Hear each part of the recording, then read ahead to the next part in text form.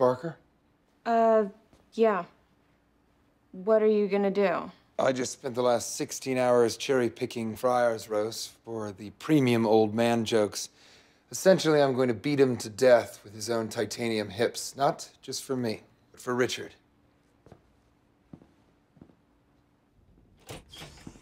Jack Barker, a.k.a. Action Jack. We meet at last. Erlich Bachman.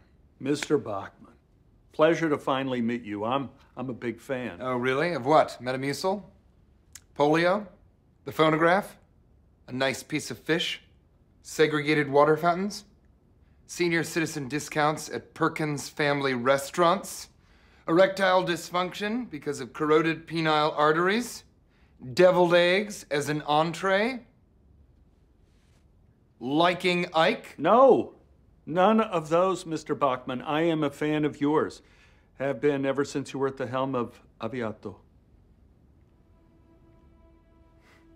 You know Aviato? Yes, Aviato. My Aviato? Is there any other Aviato?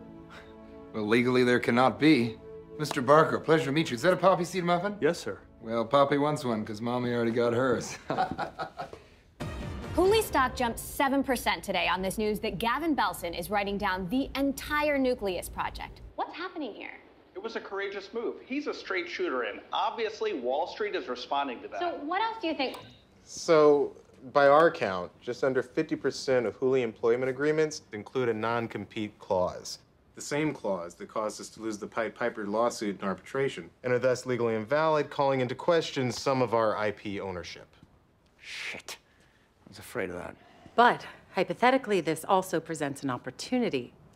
Any of those people could be dismissed with no severance. Any unvested stock would return to the company option pool. So, in other words, we have the right to terminate any of those people with no repercussions whatsoever, and we'd actually make money? Correct. You know, our annual individual performance reviews showed a 20% incidence of substandard work.